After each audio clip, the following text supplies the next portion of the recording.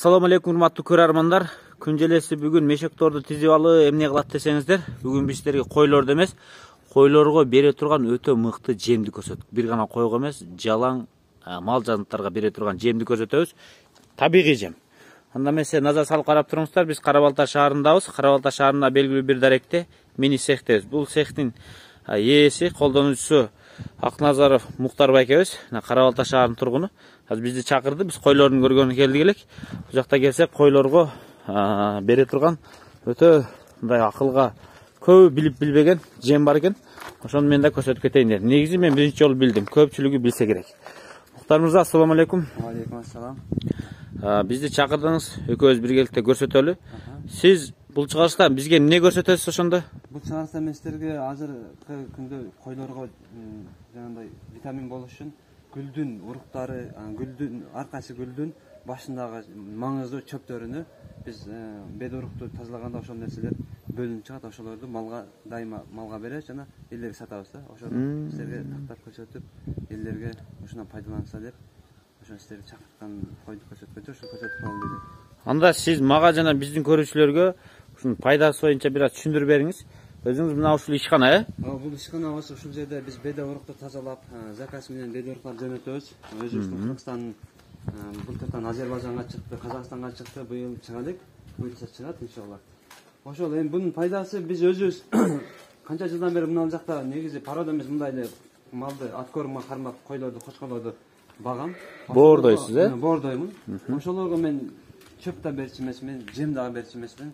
Ошоларды гана берип, боордоп 3 айдын ичинде мал базарга алып чыгып сатып, ошо мен алек болчу элем.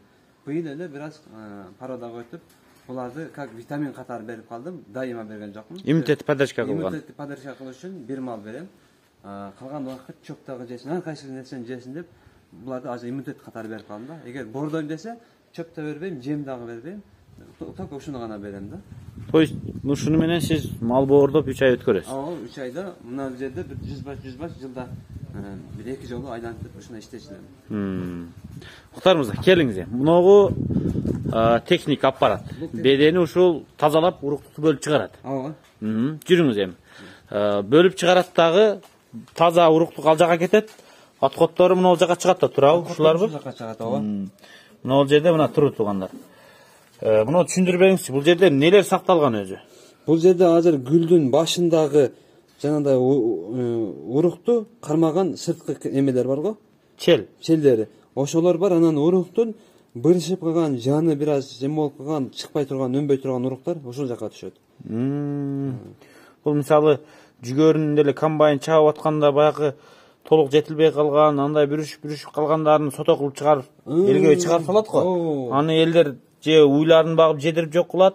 Өлө баягы арпа чабукта, жүгөрү чабукта табууну малдар семирип кетет го, билесизби? Арпа чабукта койлор арпа жеп түшүп калган. Бул да ошондой экен да уруган, Именно уруктун эмелери да.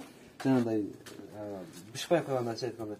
Бунусуга дагы ошол бул эми бунусуга бул отработка болгондон кийин бул жакта азыр көп чыкпайт. Бул жакта азыраак чыгат. Бул дагы буга чоңдору түшөт. Бул эң слабый ушул болот да. Бул как чөп катары гана кетет. Бул аз чыгат. Дробленый чөп десе болот экен да. Дробленый чөп десе болот да. Дробленый чөп болгондо дагы чөп кош катуу болбойт. Бул аябай жумшак болот. Буну Керек чыгарыңызчы. Колго алып сизге көрсөтөйүн. Бул баягы чөп кошу жабыйшын чөп эмес. Бул карасаңыз, бул өтө майдалары, бул кожуларга мындай жегенге жумшак да. Бул туугандар дробилканын кереги жок экен да. Бул деген баягы чөптүн эң баш жагы да чачпак, башы да чачырап анан урукту бөлгөн ушу жанакы чөптөр экен да, турабы бул? Ошолор да. Мына болгон болсо буга 3-чү катмар. Бул 3-чү катмар азыр түшпөйүптүр, жакшы. Негизи түшө турган немесин эске аныкын көрсөтөйүн. Мына бул нерсе түшөт, бул сары чырмоок деп коет, павлика деп коет. Ошол түшөт да бугачы. Сары чырмооктун уругу бул, Сары чырмооктун уругу бул. Бул азыр мына кара болуп турганы бул өлгөнү, анан кызылы болот, бул ал живой болот да. Бул азыр мисалы дары чачып өлтүрүп тастаганда буларды бул да жем катары кете берет. Буну көп бере албайсыз. Буну себеби 3 мешөккө, 4 мешөккө, буну мына ошонун өзүнүн 1 мешөктө аралаштырса болот.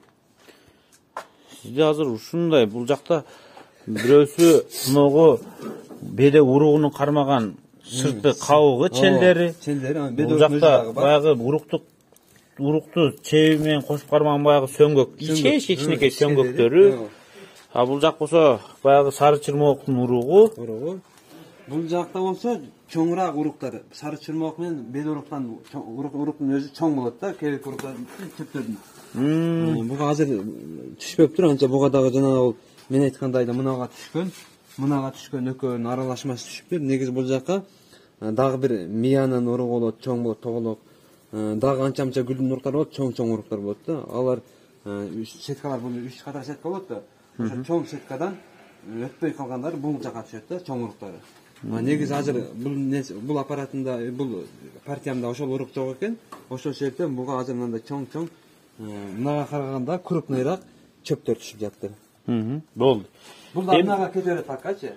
Сиздин бул азыр койлорго берип аткан откормга же болбосо поддержка катары эмне малга болсо бере турган бул жанакы жемдин, табигый жемдин компонентин биз сиздерге түшүндүрүп бердик. Ушул жерден сорттолуп туруп беде бул жака келет экен. Муну таза беде буйруса. Беде сорт. Беде да эми сатып баштайт экенсиз да азыр даярдап. Кече эле жөнөткөнмүн 1,5 тонна заказ. Заказ аламын азыр сразу дайындаймын. Азыр баа ар кандай ойноп жатат. Мен алып койсом, эртең түшүп кетиши мүмкүн, же башы өсүп кетиши мүмкүн да. Ошол себептен заказ чыгат, сразу алам, жөнөтүп берем. Болду. Эми бул беде урук боюнча ушул мырзага чала бересиздер. Биз эми темага кайталып жүрүңүздөр. Эми мынагу жем экен. Бул жем ошо. Биз сиздерге компонентин көрсөтүп бердик. Бул неден турат депчи. Анткени малга берип аткан нерсе мал сиздердики, эмне берип атканыңарды билип туруңуздар. Демек 3 түрлүү мондай майда компонент бар экен. Бул жерде негизинен 3-4 түрлүү. Ошолорду аралаштырып берсеңиздер болот. Бул мырза өзү түшүндүрөт, аткорум кантип кылган, кантип түшүндүрөт. Азыр койлорго берип көрөлү. Ушунун баары сатыкта ошондо, Баары сатыкта. Килограммы канча сом мунун? Килограмм азыркы учурда 8 сом да. Стабилдүү баабы бул жакын? Стабилдүү баа эмес. Бул ойноп турат. Ойноп турганда эми өсүп турат да, түшпөйт баасы көпчү.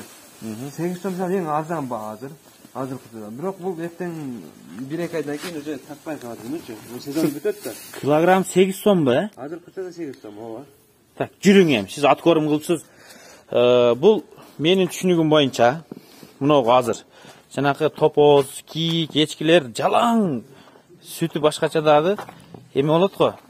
Кандай десем, Жакшыларын тандап жейт го бул. Гүлүнү бетиде, чөптүн бетине. Ошол нерсе экен да бул. Ошол нерсеси да бул. Демек сүткө да иштесе болот. Сүткө да сиз айткандан кийин мен ойлонуп калдым, ошону эчкилерге берсе жакшы экен депчи. Ой, эчки муну терип жейт го дейм. Эчкилер менен ошондой гүлдү терип жейт го. Так, сүт менен иштегендерге вариант экен. Анткени жалаң гүл экен булчу. Койлорго берип атасызбы ушудан? Мен ооба буну мына породаларга буну витамин сыяктуу берем да. Витамин поддержка бул козуларга да береличи, козуларыңызга. Койлорго да биз алып келейин азыр. Так, туугандар, муктарыбызды алып келе берсин. Бул эмне өзгөчөлүк? Эмнеге муну койлор сүйүп жеп атат? Анткени өзүңүздөр түшүндүңүздөр. Мал баккандар баары билет. Азыр мен дагы ушудан алып кетемин. Үйүмдөгү кой козуларыма алып барып беремин. Көрөбүз буйруса. Менин биргеликте сиздер да алыңыздар. 8 сом эң арзан мезгили дейт. Азыр порода койлорго бул деген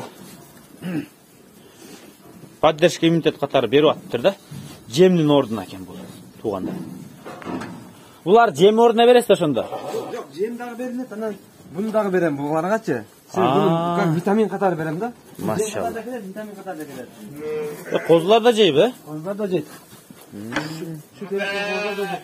Кандай муну жеши кандай койлор? Ашказаны кандай сиңирет? Буну койлор ашказаны эме башында ченешип этсеңиз кыйналат. Башында көндүрүшүп бираздан бериш керек. Кийин көңгөндөн кийин акыркы калган полный тармасанса болот, билбейинчи. Эме болбойт. Бул багы мал боорду аткорумундарга коркпой эле төгүп салса боло берет экен да, туура. Башында кичине көндүрүп аласыз дагы, кийин мен карап жүргөндө акырын полный турчу, постоянно турчу. Мен 3 мал жем берип анан эме кылчу эмесмин, салып коёмун. Эртеси 1-2 күндөн кийин келип кайра толтуруп коем, ошентип сууну карап койчумун, калган учур полный турчу. Калаганда жеп ичебизин да. Так, эми сиз мал боордуп ушуну менен багып көргөн адам экенсиз. Мен чамамда бул эми негизи чөптүн гүлү экен да булчу. Чөптүн гүлү отработанный гүл. Бул эми түшүнүңүздөр, баарыңыздар билесиздер, эми арпа чабык, жүгөрү чабыкта бүт эле мал семирет. Бул деле ушу чөп чабыктын бедени жалаң гүл экен да. Өтө пайдалуу. Эми акылга сыйганда деле өтө пайдалуу нерсе, билип турасыздар. Бул жерде көп нерсе жатат.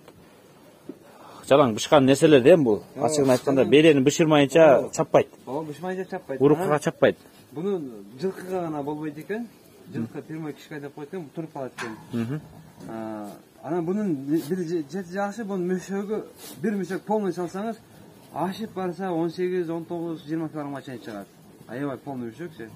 Ошол бул көлөмүнөн да жакшы, анан вес жагынан да утаса азыраак чыгат веси, анан көлөмү көп болот. Бир мөшөк мисалы мынанча коюп бир мал бир берип коемун. Бул жем да кетет, витамин да кетет, анан чөп азыраак да кетет. Бергендечи. Көпкө чейин кепсенип жата берет. Көпкө чейин кепсенип. Чөптү буну кемшеш эме кылыш үчүн жана булар чөптү чыгарып кайра чайнайт, негизи ошол жерден чөп бир мал берем. Кеде мынау эме жоктор, чөптү 2 мал берсин. Азыр уже бир малга өтөм буйрса жакында. Бул жаңы эме болсо бизге түшүптүр. Жаңы башталды да бурук чабылып. Ошол жерден эми жакында буйрса чөптү бир мал берем, же болбосо койлор кетип калса чөптөр тора берет буйрса. Коркунуч жок. Коркунуч жок. Эми бул негизи бар сүт багытында уй менен эчки менен издегендер, мына эчкиге гарантия мен айта алам. Мен жаштык мезгилде эчки багып жүргөнбүз. Бул эчки, нак эчки жей турган нерсе. Эчкиси барлар коркпой сүт менен иштегендер. Мына күндө Занинский, Нубийский эчкилерден 4 литр, 2,5-3 литр берип алса 4кө чыгарышым керек деп кыялдангандар. Мына ушудан бир пробовать этип көрүңүздөр. Анан уюмда азыр август, сентябрда чөп бышып, уйлардын региондордо уйлардын сүтүнүн каймагы көбөйүп, баа өсө баштады. Дагы да көбүрөөк сүт алайын десеңиздер, дагы сүт уй менен, уйдун сүтү менен иштегендерге дагы бир сунушум. Бирок проба кылып көрүңүздөр, толук айта албайм. Бирок аткорумду мощный. Аткорумду мощный. Действие кандай болот экен? Действие аябай сонун. Бирок эме бир эмеси буну жегенден кийин суун аябай көбөйчөт да. Мен сиз айткандан кийин ошол сууну көбөйткөндөн кийин сүткө көп пайда берет деген ошону мен ойлоп калдым. Бирок аткорумду аябай жакшы. Койду дагы бат семиртет, анан жанагындай. Канча айда даяр болот сиздики этке өзү? Мен өзү негизи былтыр 3 айдан неме кылып жаттым. 3 ай кармайтсам, 3 айда алып чыгып туруп сатат экен. Жаш койларды алат деп 1 жашка жете элек. Мынандай. Мындай, э? Койларды. 3 ай кармайтсам, ачып сата беретилер да. Бул мага орто эсеп менен 1,5 миң сомго чейин айына кармап беретилер да. 1,5 миң сом патология. 1000 сом 1,5 миң сомго чейин ар бир койдон ай сайын түшүп берип турат да. 3 ай кармасам бир койдон мага 3 миң сомго чейин, 4 миң сомго чейин түшүп берип турат да. Буларды эми эсептейм, конечно, өзүмө түшкөн себептен түшкөн баасы. Сизге кайсы выгодный? Чөп берген, чөптү сатып алып берген жакшыбы сизге же ушуну берген жакшыраак болду аткордун? Выгодный да. Бул аябай выгодный. Буну кой кармаган, мына бедорк менен иштегендердин көбү ушуну аны берет, койлордун. Чөп аз берет. Мына койлордун жешини караңыздар. Машалла, негизи ушулардан көрүңүздөр, биз видео жыйынтайбыз. Толук маалыматты эсине салып муктарыңыздан алыңыздар.